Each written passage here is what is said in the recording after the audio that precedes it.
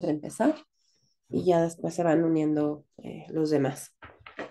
La semana pasada platicamos someramente acerca de los grados de riesgo, ¿no? De sus investigaciones y de los aspectos éticos y suele ser luego un poco complicado aterrizarlo. Entonces, ¿les parece si empezamos a platicar de sus proyectos de manera específica, ¿no? Andrei, no sé si anda por acá, Andrei. Me Hola pasó Marce, buen la día. nota, hola, hola, me pasó la nota que hoy íbamos a platicar algunos ejemplos de grado de riesgo de una investigación. Discúlpenme ustedes la tos. Y podemos empezar también a platicar un poco sobre los consentimientos informados. Entonces, ¿estoy en lo correcto, Andrei? Así es, así es, Marce. Es un poco de continuidad a la sesión anterior Vale, y ya se les proporcionó el material para conocer los formatos genéricos de elaboración de consentimiento y las bases teóricas. súper. Em, Bueno, a ver, antes de empezar con algunos de sus ejemplos, les voy a hacer una anotación. Mucha gente espera, ¿no? Sí, pásenos el machote del consentimiento informado como nada más para rellenarlo con lo mío. No, no es posible hacer eso, no existe tal cosa como un machote de un consentimiento informado que tenga una introducción genérica o que tenga riesgos genéricos. Digamos que lo único que se puede decir es, pues aquí está un documento en donde viene el listado de puntos que debe de incluir, ¿no?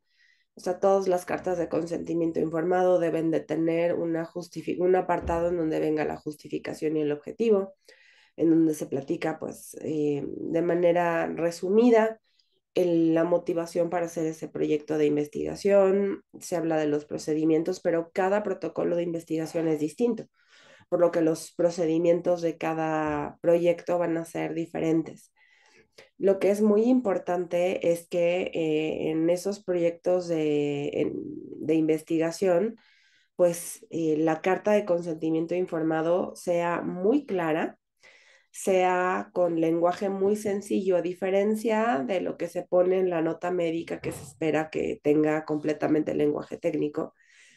El formulario de consentimiento informado es un documento que tiene que tener un lenguaje muy coloquial.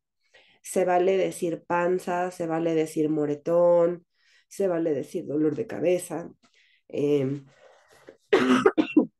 no se vale decir cefalea, ningún tecnicismo, ¿no? Obviamente les puede causar ahí un poco como de estrés el estar escribiendo, le puede doler la panza, pero así es como se debe de escribir en el consentimiento informado. Y otra cosa que es muy importante decirles sobre el consentimiento informado es que el formulario es un papel, la carta de consentimiento informado es un papel, pero eso no es todo. Digamos que el consentimiento informado debe de verse como un proceso. Es una charla que se tiene uno a uno con la persona que va a formar parte de esa investigación si es que decide aceptar nuestra invitación y se tiene que tomar muy en serio, no es nada más lea y firme y listo, ¿ok?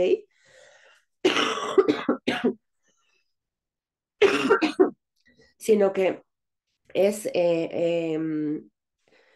es un momento, qué tan largo, todo dependerá de la complejidad del protocolo de investigación. Es un momento que se toma junto con el potencial participante para explicar la razón por la cual se le está invitando a participar en ese proyecto, cuáles son los procedimientos, cuáles podrían ser los riesgos o molestias, porque no nada más se toma en consideración los riesgos, que la definición de riesgo es el potencial de daño, sino también molestias, ¿no? Por ejemplo, si le va a dar frío, si le van a hacer, por ejemplo, alguna prueba y tiene claustrofobia, el ruido, todas esas cosas a lo mejor no le van a causar un daño a la salud, pero sí es posible que le causen una incomodidad importante. Entonces se tienen que discutir no nada más los riesgos, sino también las molestias que se pueda causar. ¿Ok? Y aquí es sobre todo bien importante que sean muy precisos en explicar el tiempo que se van a tardar en hacer eso que les están pidiendo. Porque digamos que ustedes les dicen, ¿no? Si usted acepta participar en este estudio, pues le vamos a pedir que nos llene un cuestionario, ¿no? Y dices, ah, bueno, un cuestionario. Y luego te llega el cuestionario, ¿no? 150 páginas que, oigan, o sea, si me hubieran dicho que me iba a tardar aquí 6 horas llenando este cuestionario. Entonces tenemos que ser también pues muy honestos con respecto a la expectativa del tiempo que van a invertir para que las personas sepan.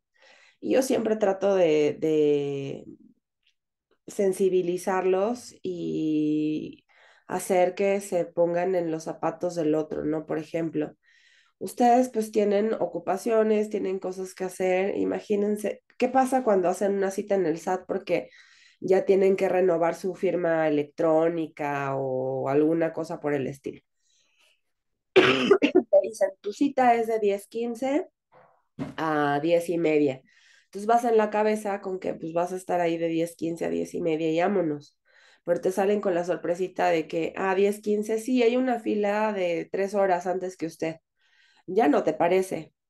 Arreglaste tu mañana o tu tarde para poder ir a esa cita. Pasa exactamente lo mismo con los participantes que van a una visita de investigación. No pidieron permiso en su trabajo, encargaron a los hijos, o sea, poca es la gente que está en su casa rascándose la panza sin hacer absolutamente nada. Entonces, si las personas van a hacer un espacio en su agenda para ir a la visita de investigación, pues lo más correcto es decirles exactamente aproximadamente cuánto tiempo deben esperar invertir en esa visita de investigación.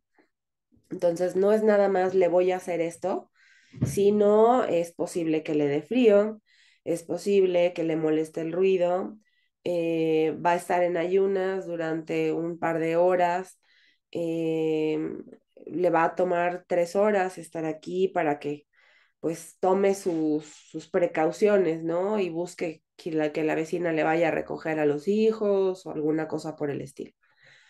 Entonces, además de la introducción y de los objetivos de los procedimientos, pues bueno, en las cartas de consentimiento vamos a poner algunos otros puntos que ya vienen en el documento que les hizo llegar Andrei, pero sí quiero que tomen en cuenta que no es un machote, es simplemente un outline de los puntos que se deben de incluir en el consentimiento informado, pero no hay manera de tener una introducción genérica, unos procedimientos genéricos, porque cada estudio es pues individual y tiene que hacer una carta de acuerdo a cada cosa.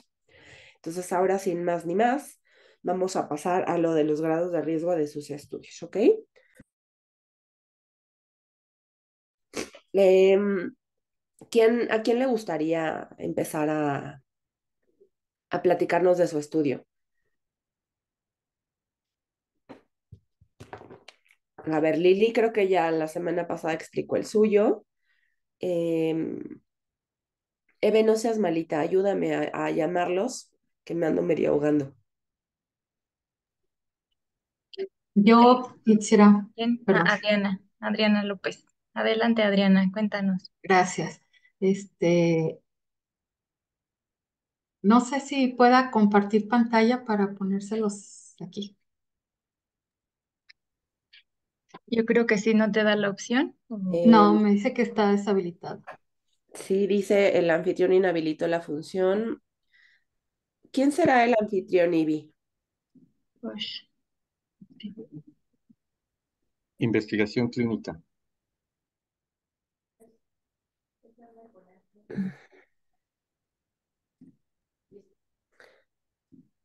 Investigación clínica, creo que. Ah, ya, eres tú, Marcia, ahora.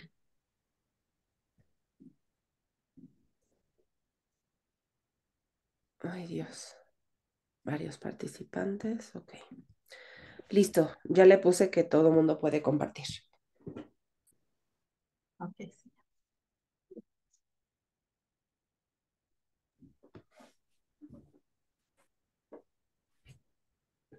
Mm, ¿Ya ven allí mi pantalla? Sí, sí se ve. Sí. Entonces, ok. Bueno, mi proyecto es en pacientes diabéticos, adultos, pacientes diabéticos con o sin daño renal.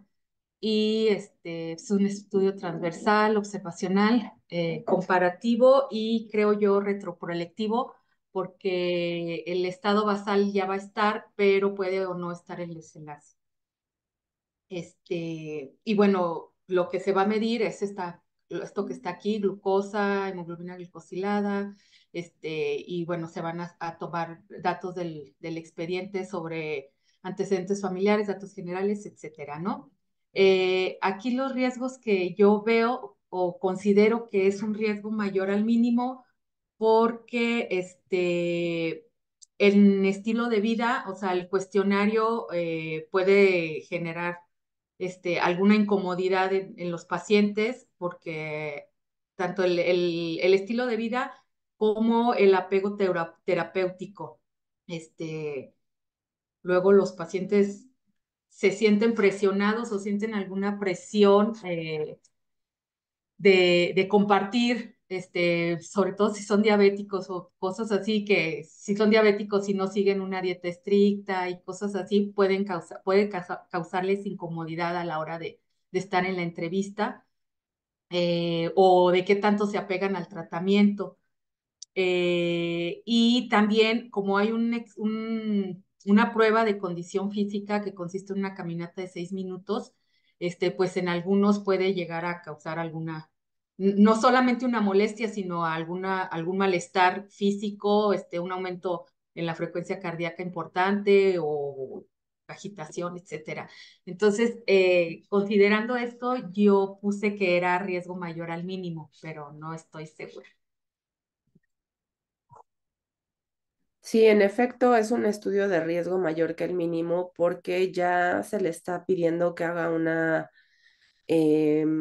caminata, una prueba de caminata a los 6 minutos. Entonces, Ujú. ya está escalando un estudio de riesgo, sí, un estudio sin riesgo, y acuérdense que sin riesgo es entre comillas, porque pues siempre va a Ujú. existir el riesgo del mal manejo de la información. Un estudio de sin riesgo es solamente aquel en donde no tocamos al individuo y no le pedimos que haga ningún esfuerzo físico.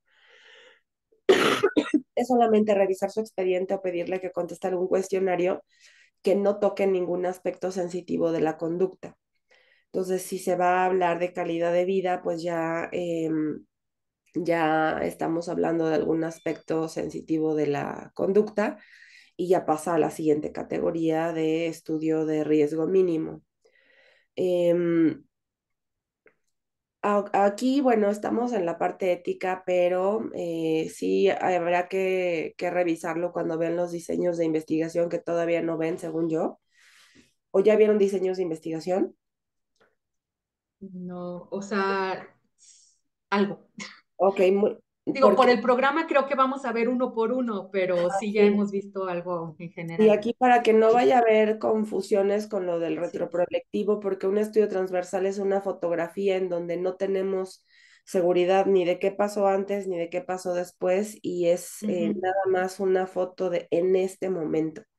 Entonces, Ujú. al ser un estudio transversal observacional, pues ahí tenemos un poco de contradicción. Y bueno, digamos que en cuanto al grado de riesgo, sí, el riesgo es mayor que el mínimo. No, no es riesgo mayor al mínimo, es riesgo mínimo, perdón, me vengo un poco aturdida.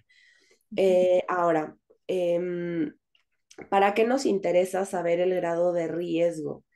No, no es nada más para escribirlo en el protocolo y ya cumplir, ¿no? Check, grado de riesgo mínimo, lo que sigue, no. queremos identificar cuáles son los riesgos para poder evitar que se presenten los daños. Entonces, si estamos identificando que es posible que tengan algún malestar a la hora de contestar, algún malestar psicológico a la hora de contestar acerca de su estilo de vida,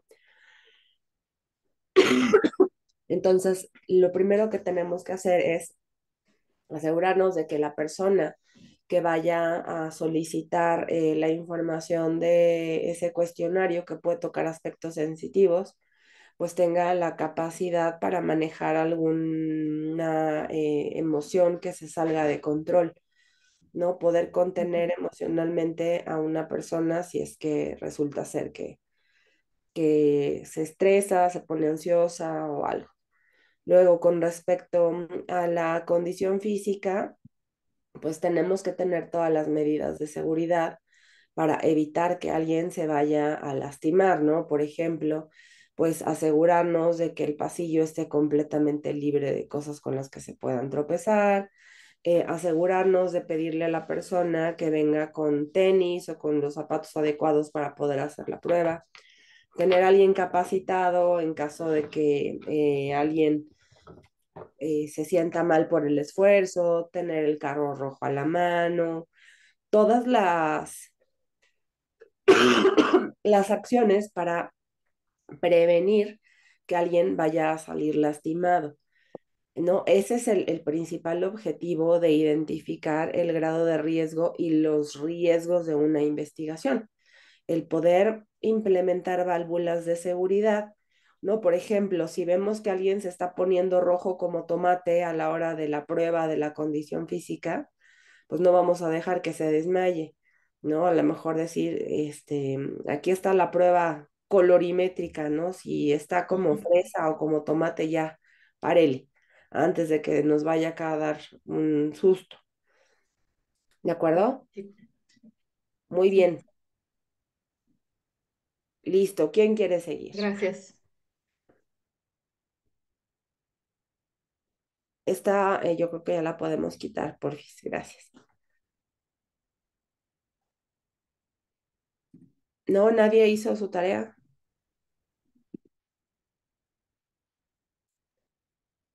Yo, Gina, adelante. Hola, buenos días. Hola. Bueno, a mí, bueno, no tengo una diapositiva, pero me gustaría compartirles un poco del proyecto en el que estoy trabajando y es sobre medir la microbiota en pacientes con esclerosis lateral amiotrófica. Aquí, bueno, yo igual que mi compañera, lo categorizo como riesgo mayor al mínimo porque trabajamos con muestras biológicas, que en este caso son heces y muestras de sangre, pero tengo como algunas preguntas y me gustaría que me ayudara a aclarar sobre, por decir, estos pacientes cuando están en etapa, pues digamos que terminal, una vez ya que se diagnostica, es conveniente que ese consentimiento de la segunda muestra o la última muestra nos ayude a tener alguna firma sobre del familiar A o ver, cómo lo podemos. quiero entender un poco más. Aquí lo que van a hacer los pacientes es donar una muestra de heces. Sí, Ajá. Y ellos, hay digamos, varias etapas, sí, ajá, para medir la microbiota. ok. Y ellos, digo, ya sé que físicamente, pues no se pueden mover, pero su cerebro les impide, ya traen alguna alteración cognitiva, no pueden tomar decisiones.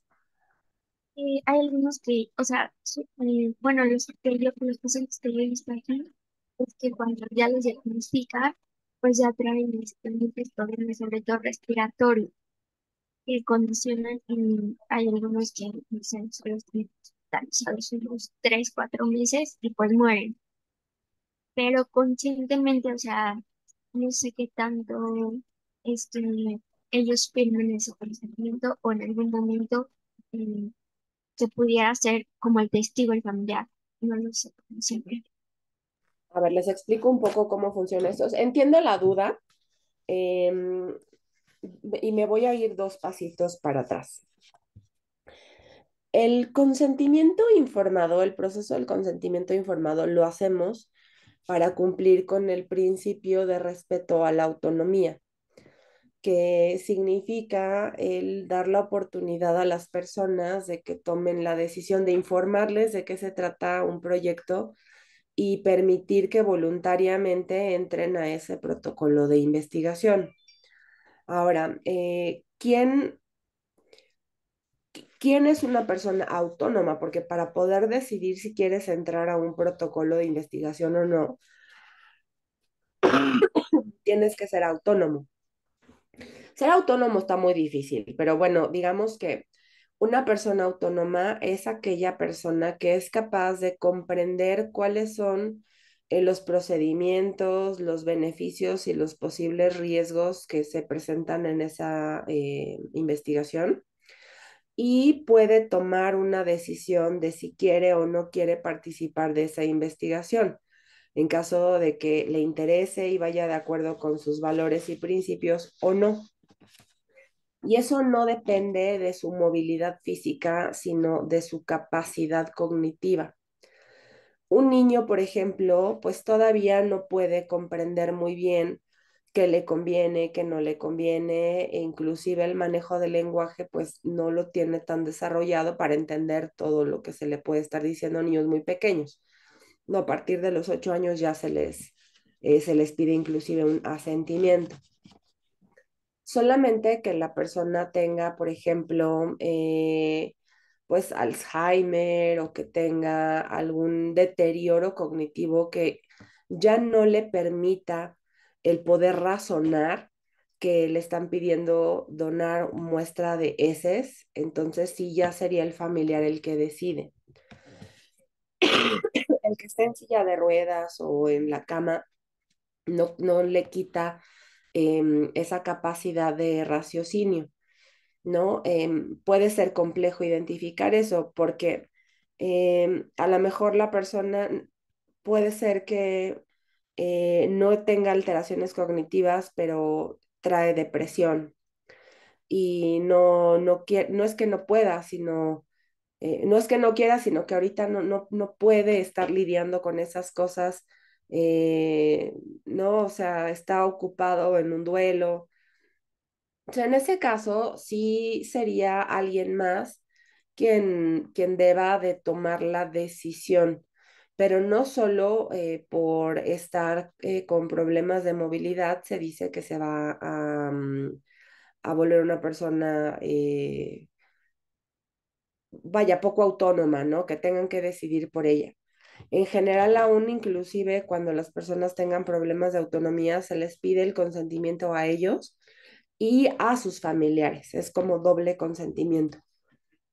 Ok, entonces, bueno, si tuvieran un paciente que sí ya estuviera muy mal, que tuviera problemas de la conciencia, que estuviera inclusive tal vez hasta por fármacos dormido, cosas por el estilo, pues sí, no podría realmente recaer en esa persona la decisión, pero sí se le tiene que preguntar y confirmar con alguien de su familia.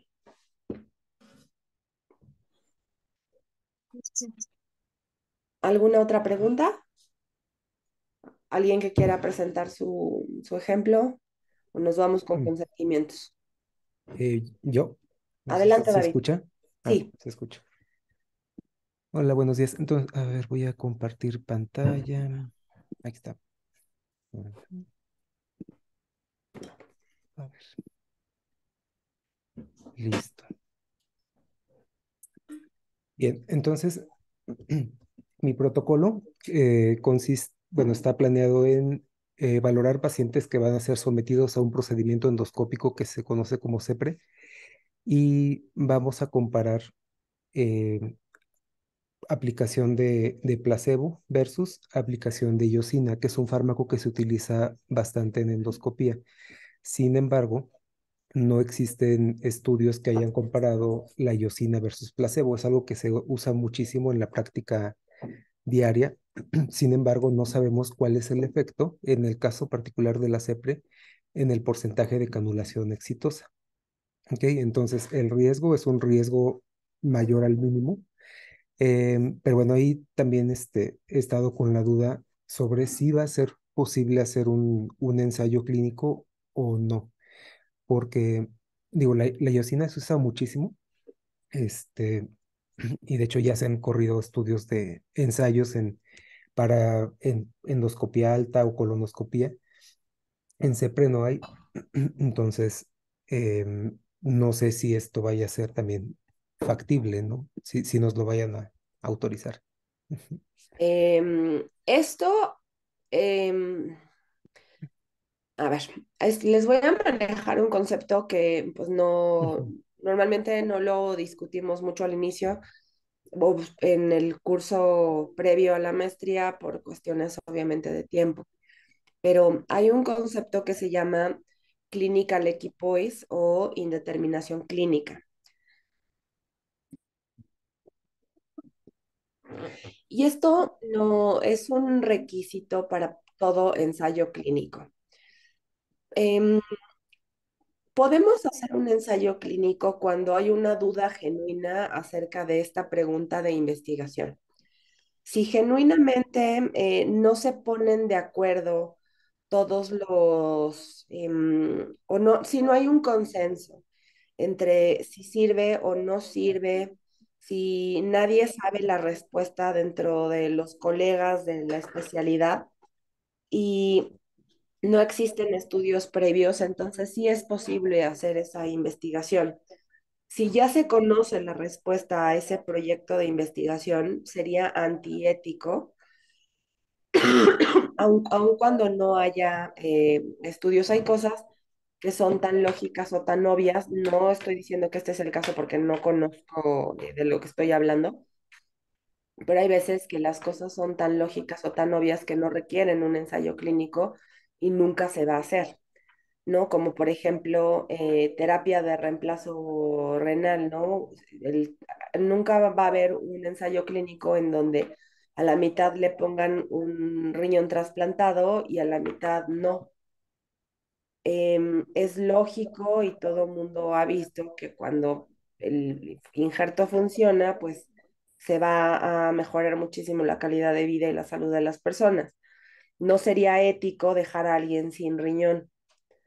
No pasa lo mismo con algunas cosas. Por ejemplo, alguna vez me tocó ver un estudio que querían aleatorizar, ver si bajaban de peso más las personas que tomaban agua natural o jugo. No, pues es que no hay ningún estudio que haya comparado agua versus jugo.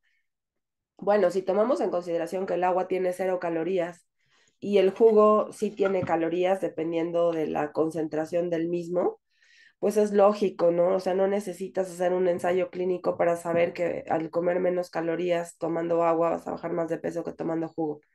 Entonces, si hay una indeterminación clínica y se considera que los colegas o colegas competentes, ¿no? Cualquier gastro podrían tener una buena charla entre que unos estén a favor y otros estén en contra, pues entonces sí vale la pena llevar a cabo ese estudio.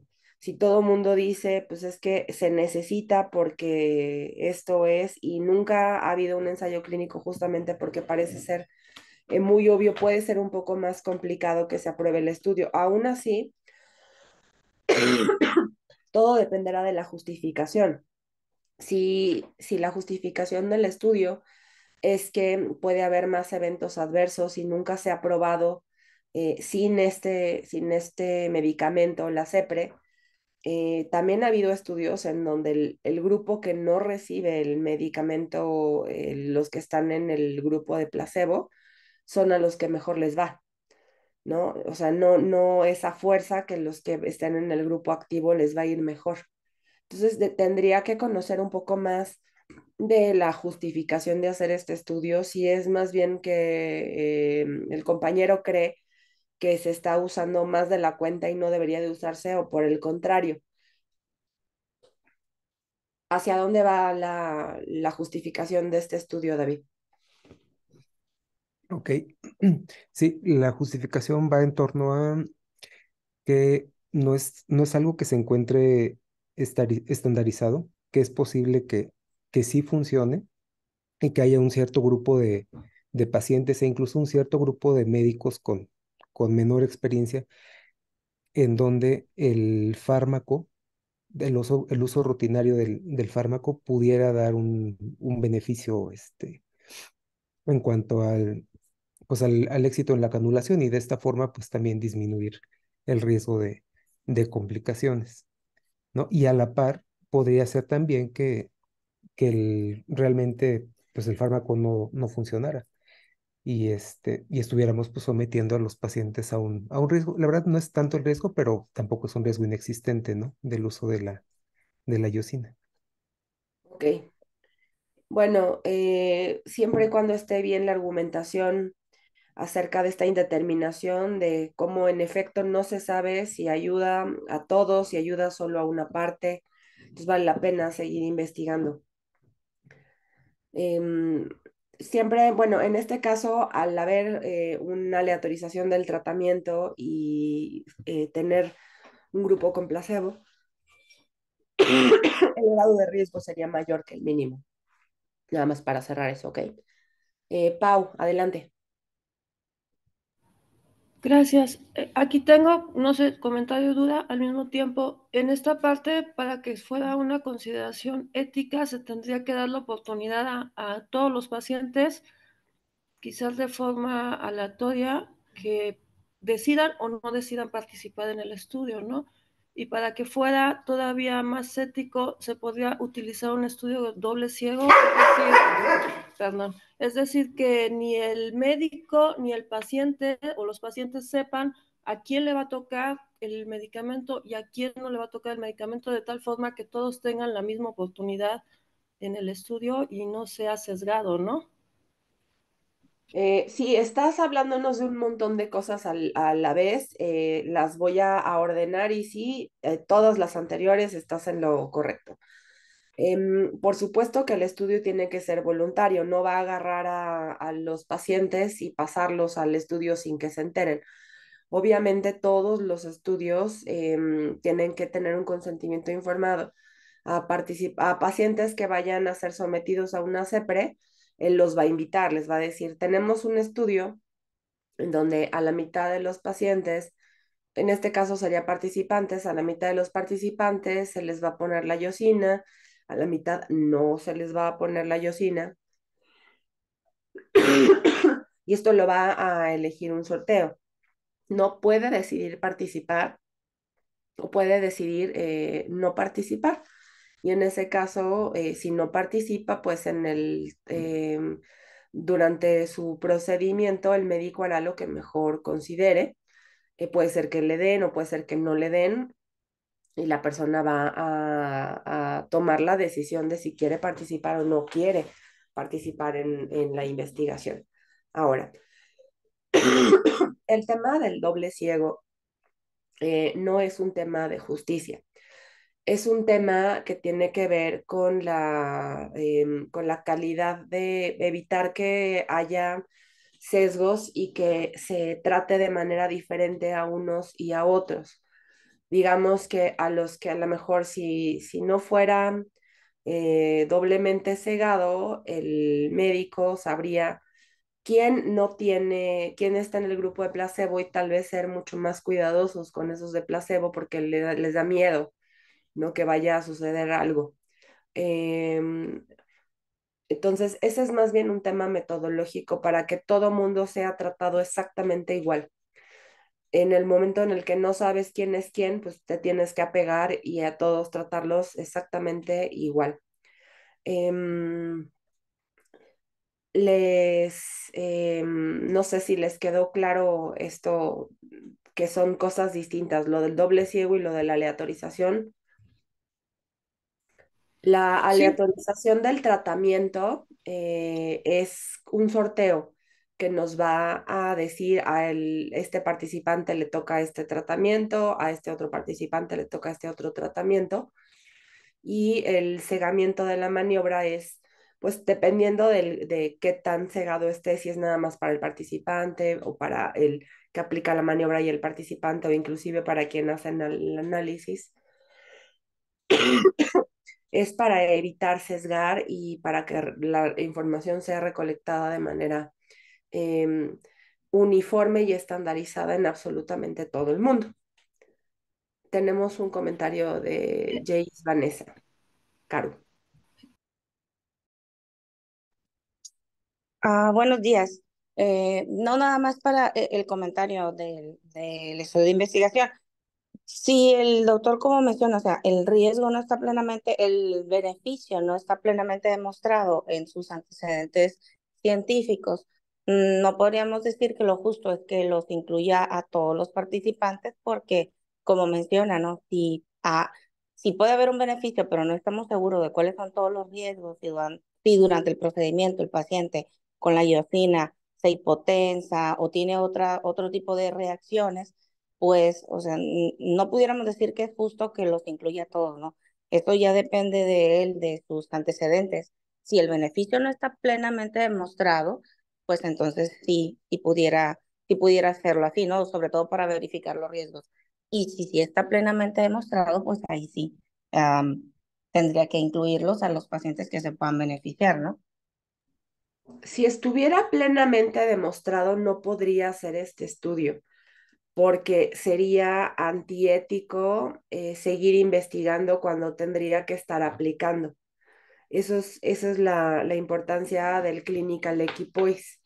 Justamente que cuando ya conocemos la respuesta a una pregunta, imagínense que ya sabemos que el tratamiento A es mejor que el tratamiento B. Y yo sigo investigando en vez de darle el tratamiento A todo el mundo. Eso sería injusto. Y debe de invitar a todos hasta completar su tamaño de muestra, a todos los que cumplan con los criterios de selección, pero ya serán los participantes o los potenciales participantes quienes decidan si quieren participar o no quieren participar en esa investigación. ¿No? Eso viene desde la declaración desde el código de Nuremberg, perdón. Esto de que tiene que ser completamente voluntario y no los podemos forzar y a todos aplicarles un tratamiento, eso es nazi.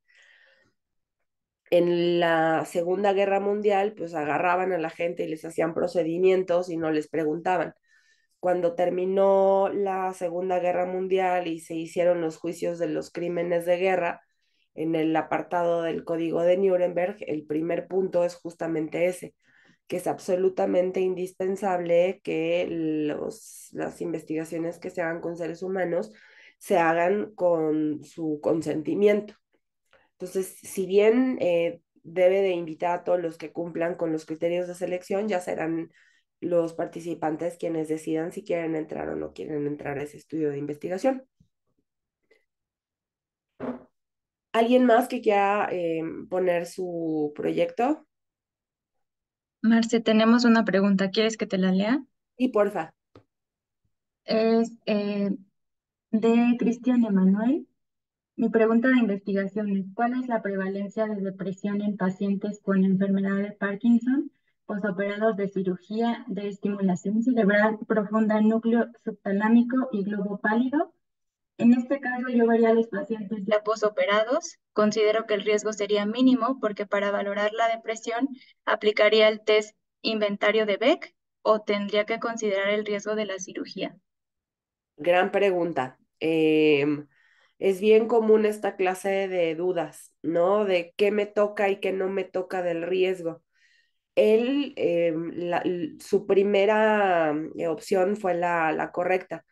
Es un estudio de riesgo mínimo porque el procedimiento de esa investigación es nada más hacer el inventario de Beck, que es un cuestionario que obviamente sí toca aspectos sensitivos de la conducta y no puede ser considerado sin riesgo, sino de riesgo mínimo. Pero los pacientes se iban a operar con su estudio o sin su estudio. Ellos ya tenían eso como un dado, ¿no? Entonces, los riesgos son exclusivamente los del cuestionario.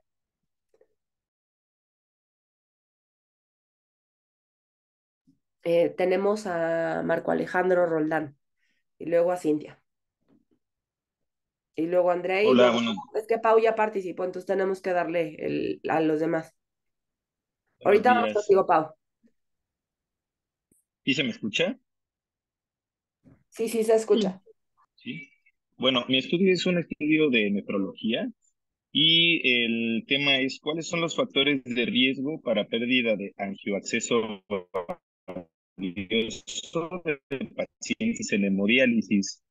Justamente lo que estaba pensando es que algunos de estos pacientes los iba a recabar al ser un estudio que necesito incluir a población que todavía se sigue hemodializando, pues algunas de las medidas que se van a tomar o algunas de las mediciones para saber si su angioexceso está funcional, pues sí tendrían que ser tomadas durante la sesión de hemodiálisis y eso lo convertiría en un estudio con riesgo mínimo, porque pues, al final de cuentas solamente se van a recabar datos que salen en la pantalla, pero el tema es, si los otros datos se recaban de puro expediente clínico, aquí lo que predomina es el riesgo que obtengo cuando estoy pues analizando lo que veo en el momento en hemodiálisis. Se me cortó un poco el audio, entonces no sé si escuché muy bien, pero a ver, voy a tratar de recapitular. Básicamente se van a tomar unos datos del expediente y otros datos de lo que aparece en la pantalla, ¿cierto? Absolutamente nada Sí, más. Ni cuestionarios, ni sí, muestras, ni nada. no, Ok, entonces sin muestras, sin cuestionarios. ese es un estudio sin riesgo, porque no se está tomando, no se está entrevistando a la persona, no se está haciendo ningún cuestionario, no se está pesando, tomando sangre, absolutamente nada. Ahora, eso es si solamente se va a quedar como una cuestión transversal. Ya después, lo que me llamó la atención es que el compañero nos menciona que va a tomar decisiones, ¿no? O sea, que no, ¿nos podrías repetir eso, porfa? Pues realmente no son decisiones, solamente es evaluar cuáles son los factores de riesgo que el paciente pueda presentar como para que estuviera ya con estas alteraciones en cuanto a la funcionalidad de su angioacceso, que sería considerado valioso. O sea, es como un estudio en el cual no se ha hecho, al menos no en angioaccesos que suelen haber aquí en México, porque a veces hay como angioaccesos que están muy colocados o en una vena que literal no se describe en algunos otros estudios. Entonces, realmente no es una toma de decisión, nada más es evaluar cuáles son sus factores de riesgo. Ah, ya entendí, ok. Entonces, pero eso es en el transcurso del estudio y no es de manera individual que se le vayan a dar recomendaciones o algo específico. Lo que tenemos que ver es que no se cambie el curso clínico o el tratamiento del paciente por su participación en el estudio, que todo siga igual que siempre. Y yo creo que sí se cambiaría. Sí E se cambia. incluso en algún momento, sí, como algunas de las cosas que nos ayudan a ver si sí está o no está funcional, podría ser considerado hasta tomarse muestras sanguíneas para evaluarse cómo se están depurando a lo mejor las toxinas urémicas. Eso también como que sería algo que pudiera ya convertirlo en un estudio con mayor al riesgo, ¿no? Ok, si ese es el caso, que se van a cambiar los procedimientos con base en lo que esté viendo ahí, entonces ya no es un estudio observacional, ya es un estudio de intervención, porque ya se están haciendo modificaciones de las variables y eso ya incrementa el riesgo a un riesgo mayor que el mínimo. Ok, En el momento en el que se modifica el tratamiento, se cambia algo por participar en el estudio, entonces ya el riesgo es riesgo mayor que el mínimo. ok. Ese era todo. Muy bien. Cintia, Gracias. un placer. Cintia, Hola, hola. hola. ¿Sí me ven? ¿Sí me escuchan? Sí, Le puedo compartir. Es muy poquito lo que tengo, pero pues es, es lo que tengo. Mi protocolo es uso de un índice neutrófilo linfocito como predictor de gravedad en niños con dengue. En teoría, pues lo que yo quiero hacer es un estudio retrospectivo, pero me queda duda porque es población pediátrica. Lo que voy a hacer yo es, bueno, de los expedientes voy a buscar, obviamente el índice neutrófilo linfocito lo sacamos de una biometría hemática. Y en base a cómo fue al ingreso a urgencias, quiero determinar si esos niños presentaron gravedad, dengue grave o no. Mi población, yo vivo en Guerrero y hay muchísimos casos, ha habido muchísimos casos de muertes en pediátricos. De hecho, estaba yo pensando en hacerlo en adultos o en niños, pero por ejemplo, estamos en enero, febrero y seguimos ante una epidemia de niños con dengue. Y la verdad es que la población que yo manejo es una población de escasos recursos. De hecho, a veces no contamos más que con una biometría hemática. Por eso es la justificación del estudio, ¿no? Pero no sabría yo, había estado leyendo que aplica porque es retrospectivo, sería un sin riesgos, pero no sé cómo aplicaría en una población pediátrica. Independientemente de si son adultos o niños, si solamente se trabaja con datos del expediente, sigue siendo clasificado sin riesgo y se tienen Ujú. que tomar los mismos recaudos que con los adultos con el manejo de la información. Ok. No, revisión de expedientes siempre va a ser estudio sin riesgo, ¿no? Y acuérdense Ujú. siempre, entre comillas, porque no hay tal cosa como sin riesgo. Ok. Entonces, este sería con un riesgo mínimo, No, sin riesgo. sin riesgo. Ah, ok. Esa era mi duda. Hay tres grados hay tres clasificaciones según nuestra legislación, Sin ¿no? En algunos riesgo, países, exactamente, sin riesgo, riesgo y mayor que el mínimo. mayor que el mínimo, exacto. Este sería sin. Ok, muchas gracias. Ok, adelante, Andrei. Ojalá que la doctora Cintia logre encontrar ese grado de asociación entre esos cambios de las proporciones celulares y el riesgo de evolución a dengue grave, ¿no? O con otro desenlace como la mortalidad. Sería muy interesante porque es una población celular poco atendida. Casi siempre es como que las plaquetas, ¿no? Malentendidamente. Sí, Ella como experta en dengue sabría explicarnos muy bien. Hace poco nos preguntaste sobre eso, Marce, perdón, la distracción. El comentario que quería dejar es sobre el trabajo del Parkinson y el estimulador cerebral profundo y la depresión.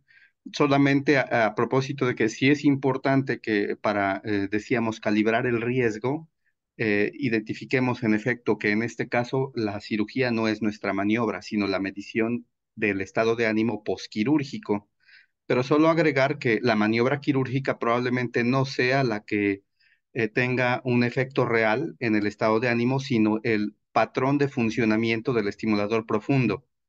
Los parámetros del estimulador profundo se van modificando de acuerdo a que se alcance el grado de control motor del paciente con Parkinson. Entonces, esos parámetros pueden ser muy particulares para cada paciente y esos parámetros en el camino a lograr el efecto de control de movimiento pueden generar cambios neuroquímicos que quizá los lleven o no a estados depresivos. Entonces, allí es importantísimo tener claro el asunto de si lo quirúrgico es realmente la maniobra o más bien en el paciente con Parkinson, para que afecte su ánimo, la maniobra del tratamiento, me refiero, es el ajuste de los parámetros de funcionamiento del estimulador. Así que eso tendrá que hacer que reenfoque en su estado basal, Cristian, a sus pacientes y de todas maneras la maniobra de su proyecto sigue siendo la observación simple del estado de ánimo, pero tomada como consecuencia de si se le subió, se le bajó, se le acomodó cierto tipo de características al estimulador. Yo creo que la cirugía sería como un distractor más bien, o sea, habría que pasar la página de la cirugía y quedarse con el patrón de estimulación. Em, bueno, eso quería nada más no dejar que se fuera porque lo detecté en el comentario. Gracias, Marcia. No, a ti, Andrei. Tenemos en el chat una pregunta que dice, si trabajamos con muestras de pacientes, ¿también necesitamos el consentimiento informado? Em, la pregunta depende de muchas cosas. No sé si esté aquí la doctora Natalie para que nos cuente un poquito más. O ya se fue. Bueno, voy a profundizar un poquito más en esto. Lo primero es la ley que dice. La ley dice que todititos los proyectos de investigación que se hagan con seres humanos o con tus muestras requieren consentimiento informado. Todititos. Ahora, hay situaciones en las que eso es impracticable, ¿no? Por ejemplo, yo tengo unos bloques de parafina de 1960, 70 y 80. Esos pacientes ya ni andan por estos rumbos, ¿no? Ya están ahí con la abuela Coco. ¿Qué hacemos en ese caso? Bueno, cuando tenemos una argumentación que nos habla de que solicitar el consentimiento informado sería impracticable, entonces ya se usa ese recurso. Ya se solicita la excepción del consentimiento informado y se explica al comité de ética pues, cuáles serían los mecanismos para el resguardo de la privacidad de esos datos de los dueños de esas muestras o de sus expedientes. Ahora, si son muestras de pacientes que están en vivo y a todo color y están ahorita, o sea, los pueden encontrar en este momento, por supuesto que se tiene que obtener consentimiento informado, aún para usar el desecho de la muestra de sangre que se iba a tirar de todos modos. ¿No? Lo correcto es que si es posible obtener el consentimiento informado, se solicite, aunque sea nada más de muestras, ¿va? Y Pau, nos da tiempo de ver tu pregunta. Ok, gracias. Pensé que ya no. Bueno, mi estudio es conocer cuáles son los factores que intervienen o los factores asociados a la percepción negativa de la insulinización en pacientes con diabetes mellitus tipo 2. Creo que mi estudio es sin riesgo porque lo único que implica es aplicar cuestionario en donde voy a valorar algunas variables sociodemográficas y un cuestionario que habla sobre la percepción que tiene el paciente sobre la insulinización, sus beneficios de insulina o de insulinizar y el estado de salud, o sea, ellos cómo piensan que podría llegar a afectarles el hecho de que les apliques insulina. Nada más, sin riesgo, aunque todos implican cierto grado de riesgo.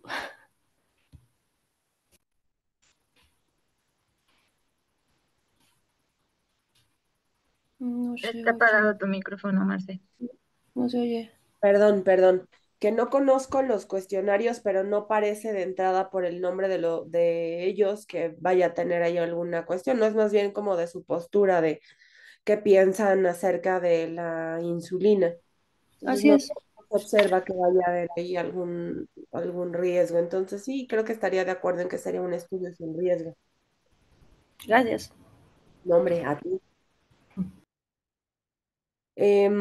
Ahora, para cerrar con respecto a lo de sus consentimientos informados, por si se están preguntando, ¿no? Es que yo nada más voy a hacer una entrevista, ¿necesito consentimiento informado? Sí. Prácticamente todo mundo va a necesitar consentimiento informado, aun cuando tengan revisión de expedientes, si los pacientes los tienen en vivo y a todo color. No, por ejemplo, el compañero que les va a tomar los datos en tiempo real de la pantalla mientras están hemodializándose, por supuesto que tiene que solicitar el consentimiento informado, aun cuando sea solamente revisión de expedientes o revisión o anotar lo que esté en em, saliendo en la pantalla, ¿no? Y es tan sencillo como decirle, explicarle que se trata el estudio y decirle que le solicitan la autorización para tomar ABCI de datos de su expediente, explicarle que no va a pasar absolutamente más nada, que no va a tener beneficios, pero pues el conocimiento que se gane a partir de ese estudio va a ser de mucha ayuda para poder tratar de mejor manera a los pacientes. se vale decir que no hay un beneficio y siempre que sea posible obtener el consentimiento, debe de obtenerse. Porque cuando hacemos las cosas por debajo del agua, dicen, no, no hagas cosas buenas que parezcan malas. Cuando no pides permiso para algo tan simple como anotar cosas de su expediente, puede, puede desviarse un poco ahí la información. De por sí ya ven que en el seguro tenemos mala fama y andan diciendo que se roban el líquido de las rodillas y cosas por el estilo. Entonces, más vale ser lo más transparentes y siempre solicitar el consentimiento informado cuando sea posible, solo que sea imposible, pues entonces ya solicitar que se nos exima de obtenerlo. ¿Vale? Bueno, pues ya son las 8:30. Les agradezco mucho su tiempo y no sé si hay algún aviso parroquial, Andrei. Hola, no, pues que sigan trabajando con sus documentos. Se cierra en este momento el bloque de atención de los aspectos éticos, el grado de riesgo de los proyectos y la carta de consentimiento. Yo creo que hay mucho que ir trabajando e incorporando a sus protocolos. La siguiente etapa del programa nos lleva a ir discriminando si nuestro proyecto se decanta hacia el campo de lo causal o hacia el campo de las pruebas diagnósticas. Entramos a esa fase y después vamos a revisar con Marce, otra vez contigo, lo de causalidad. Entonces, bueno, ya en el transcurso del día recibirán la información de lecturas recomendadas, el martes el video preliminar y nos vemos el próximo jueves para revisar sobre todo aquellos proyectos que tengan este enfoque de examinar pruebas diagnósticas, que hay por ahí algunas buenas propuestas. Antes de terminar la reunión, me parece muy pertinente leer lo que puso Pau en el chat. Dice que acerca de la carta de consentimiento del directivo, esto no lo vayan a confundir con un formato de consentimiento informado para los participantes. Esto es una carta que les hacen en la dirección en donde están enterados y aprueban que ustedes hagan ese protocolo, porque si no, pues no puede andar todo mundo haciendo protocolos por sus pantalones, ¿no? Tenemos que tener la autorización de nuestros directivos. Y esa carta no la hacen ustedes, se las hacen los directores o la persona responsable de investigación, ¿ok? Y es una carta en donde les autorizan y apoyan que ustedes estén haciendo ese proyecto de investigación. Se llama carta de no inconveniente, ¿no? Así la Exactamente. titulan. Así se llama, carta de no inconveniente. Bueno, eso era todo. Muchas gracias. Que te Gracias a mejores. ti, Marcelo. Muchas Bonito, gracias. lindo día. Estén muy bien. Bye. Gracias. Bye, bye.